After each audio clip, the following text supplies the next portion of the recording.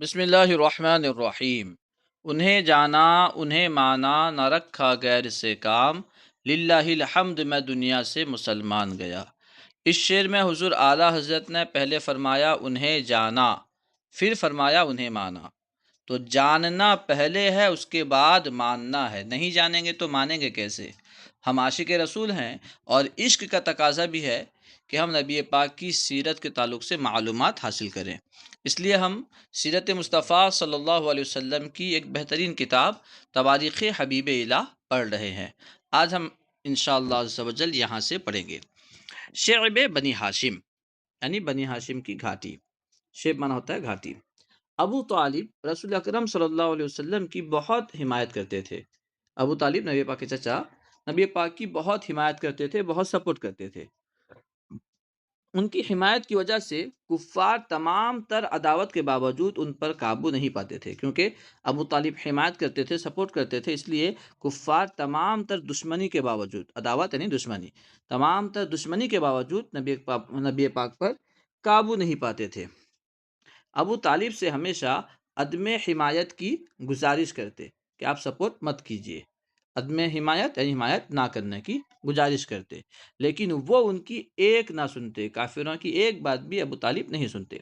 ایک مرتبہ سارے کافروں نے جمع ہو کر ابو طالب سے کہا، سارے کافروں نے کیا کہا کہ محمد کو ہمارے حوالے کر دو یا ہم سے جنگ کے لیے تیار ہو جاؤ، بالکل یا تو یہ مانو یا تو یہ مانو۔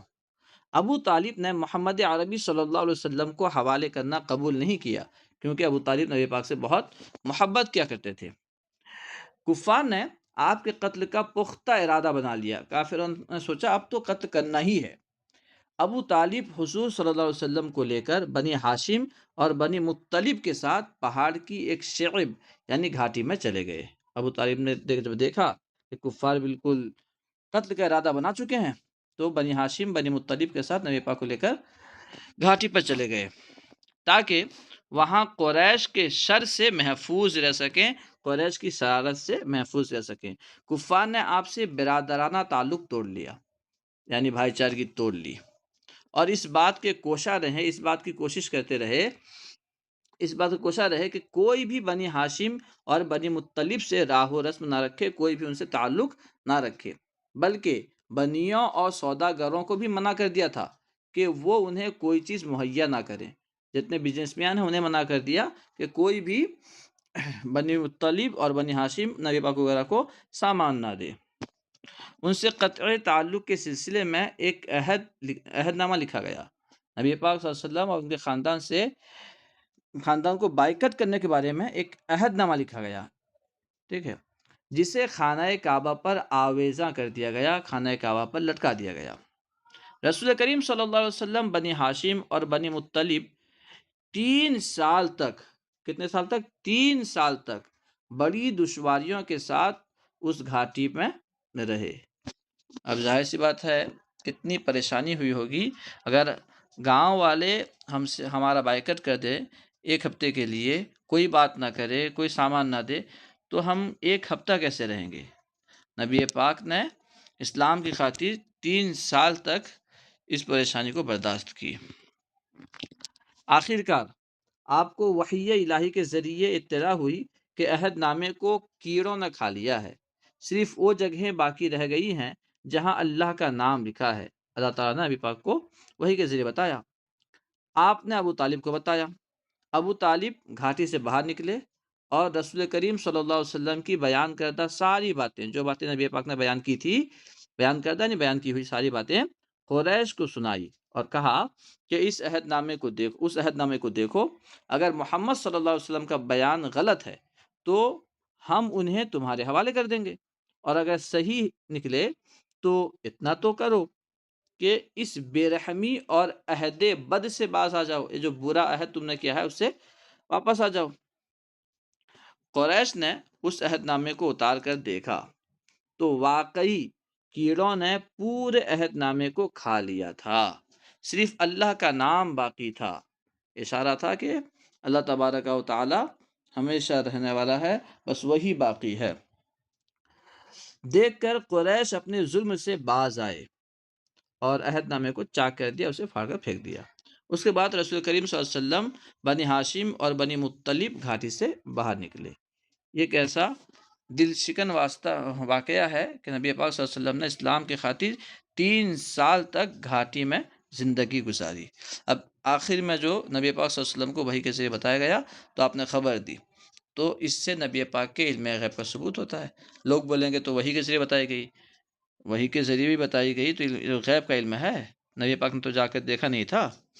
خیر، نبی پاک کو غیب کی باتیں اللہ تبارک و تعالیٰ عطا فرماتا ہے۔ ہم جو نبی پاک کو غیب داں مانتے ہیں، اللہ کی عطا سے مانتے ہیں۔ فائدہ، عبد مناف کے 4 بیٹے تھے۔ عبد مناف نبی پاک کے پردادا کے والد، ٹھیک ہے، نبی پاک کے پردادا ہاشم، تو پردادا کے والد لگ کر دادا وغیرہ کہیں گے اسے۔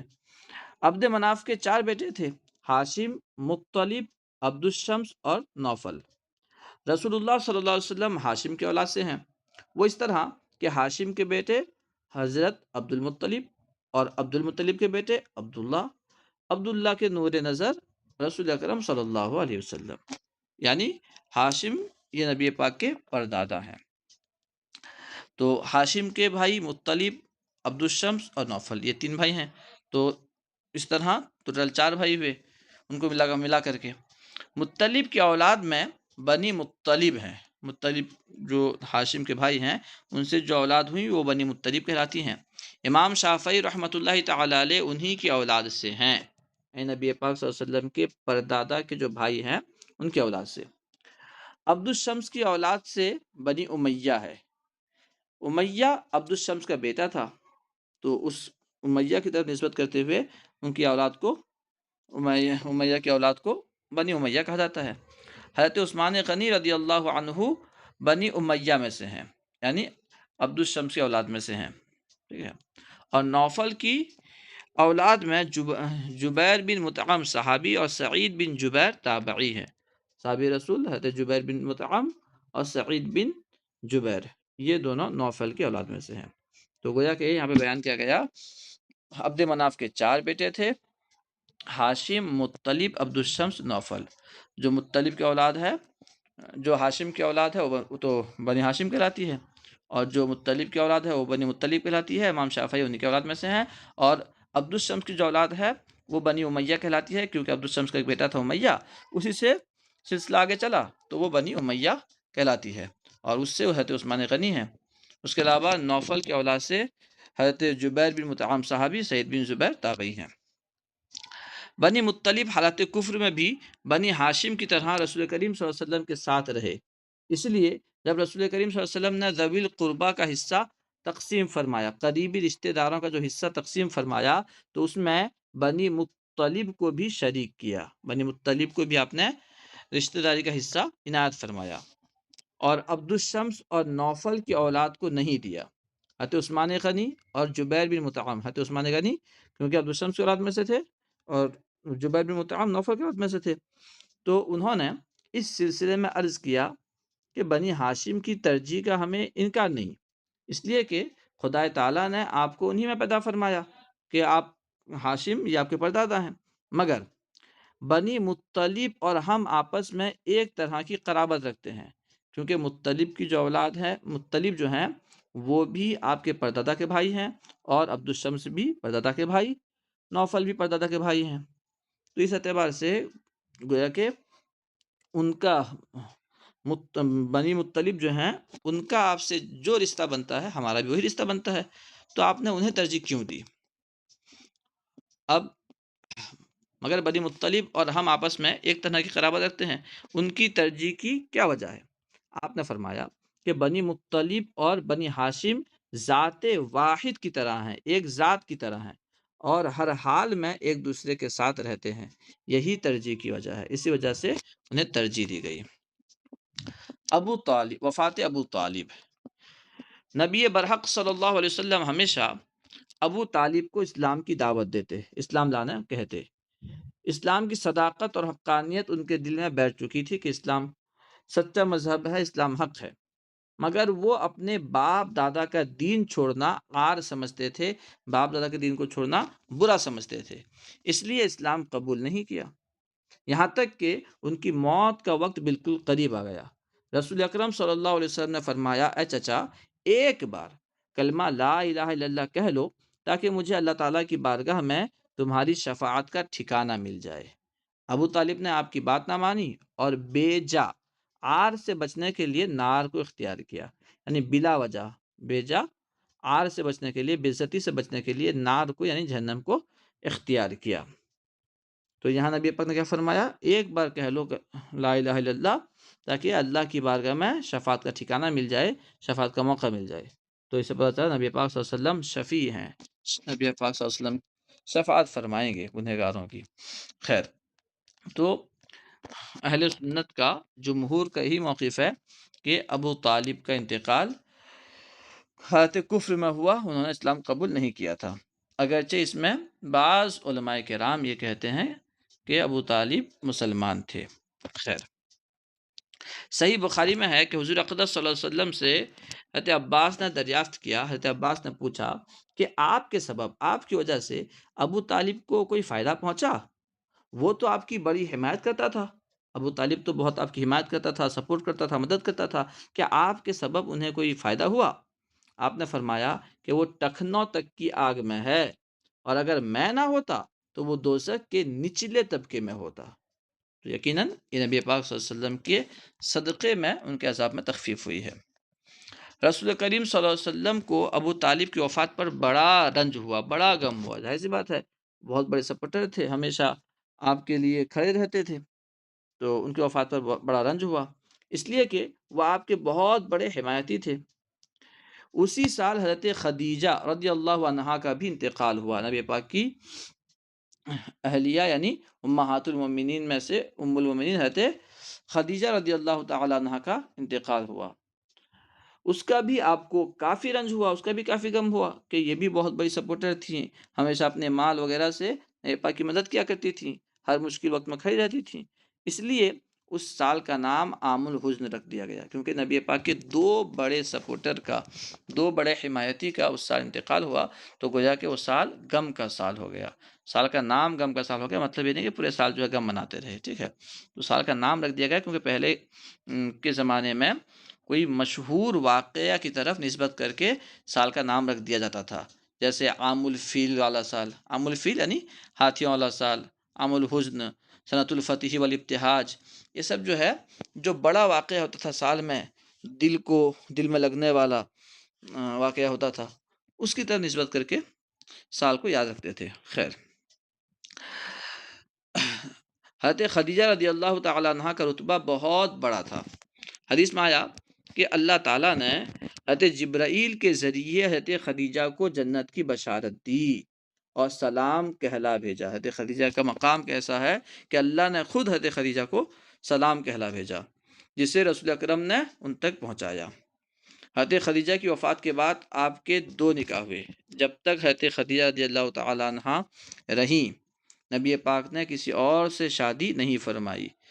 نبی پاک نے 25 سال کی عمر میں حضرت خدیجہ جبکہ 40 سال کی تھیں ان سے نکاح فرمائی، اور لگ بھگ 25 سال تک نبی پاک ان کے ساتھ رہے، 25-26 سال تک آپ نے دوسری شادی نہیں فرمائی، اور اس کے بعد نبی پاک کا تعدد ازواج فرمانا، یعنی کئی امہات المومنین سے نکاح فرمانا، اس میں بہت ساری حکمتیں ہیں۔ ایک حکمت تو یہ ہے کہ عورتوں کے جو مسائل ہیں وہ عورتوں تک کیسے پہنچیں گی، اس لیے نبی پاک نے متعدد عورتوں سے شادی فرمائی تاکہ عورتوں کے ذریعے دین کی تبلیغ ہو، ان کے مسائل حل ہو سکیں، وہ ڈائریکٹ نبی پاک سے پوچھ سکیں۔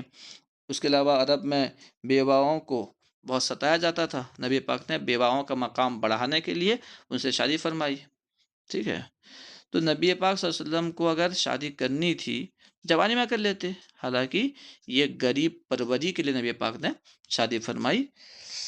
خیر، آگے دیکھیے، حضرت خدیجہ کی وفات کے بعد آپ کے دو نکاح ہوئے۔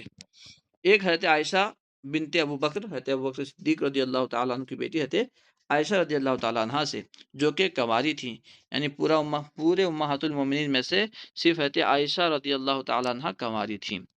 اس وقت ان کی عمر 6 برس کی تھی، اور یہی زیادہ اکثر کے تمام ملتا ہے، لیکن کچھ علماء نے تحقیق کی کہ جو 6 لکھا جاتا ہے اس میں کتابت کی غلطی کی وجہ سے تمام کتابوں میں یہ چھپ گیا ہے، اصل ماخذ میں غلطی کی وجہ سے، حالانکہ 16 بعض علماء نے کہا کہ 16 سال کے تھے، اور 6 بھی مان لیا جائے تو اس وقت بس نکاح ہوا تھا، مکہ میں نکاح ہوا، اور جب 9 برس کی ہوئی تو رخصتی ہوئی، اور ظاہر سی بات ہے جب 9 برس کی ہوئی تو آب و حیا کی وجہ، آب و ہوا جیسا ہوتا ہے اس آب و ہوا کے اثر کی وجہ سے صحت وغیرہ لوگوں کی جو ہے مختلف ہوتی ہے، تو نبی پاک صلی اللہ علیہ وسلم کا ان سے نکاح فرمانا اس میں کوئی عیب کی بات نہیں ہے۔ آج کل جو اعتراض کرتے ہیں انہیں سوچنا چاہیے کہ جب نبی پاک صلی اللہ تعالیٰ علیہ وسلم سے حضرت عائشہ کے ماں باپ خود نکاح کرا رہے ہیں، اور عرب میں نبی پاک کے دشمن تو بھرے پڑے تھے مکہ میں، ٹھیک ہے، تو نبی پاک کی دشمنی کا، آپ کو بدنام کرنے کا ایک موقع بھی چھوڑتے نہیں تھے، تو اگر حضرت عائشہ رضی اللہ تعالیٰ عنہ اس قابل نہیں ہوتی کہ ان کا نکاح کرایا جا سکے تو عرب تو آپ پر برس پڑتے، تمام مکہ والوں کا خاموش رہنا، کفاروں کا، دشمنوں کا خاموش رہنا، ماں باپ کا خاموش رہنا اس بات کی علامت ہے، کہتے عائشہ رضی اللہ تعالیٰ عنہ کی عمر کامل ہو چکی تھی، نکاح کے لائق ہو چکی تھی۔ خیر، اس وقت ان کی عمر 6 برس کی تھی، مکہ میں نکاح ہوا، اور جب 9 برس کی ہوئی تو رخصتی ہوئی، اور زفاف مدینہ میں ہوا، اور دوسری شادی سودا بنت زمعہ رضی اللہ تعالیٰ عنہ سے ہوئی جو سیب تھی، مکہ میں نکاح ہوا، آپ کے ساتھ مدینہ آئیں اور تا حیات ازواج مطہرات میں شامل رہیں۔ انشاءاللہ عز و جل ہم دوسری ویڈیو میں نبی پاک کی سیرت کی دوسری باتیں پڑھیں گے۔ السلام علیکم ورحمۃ اللہ۔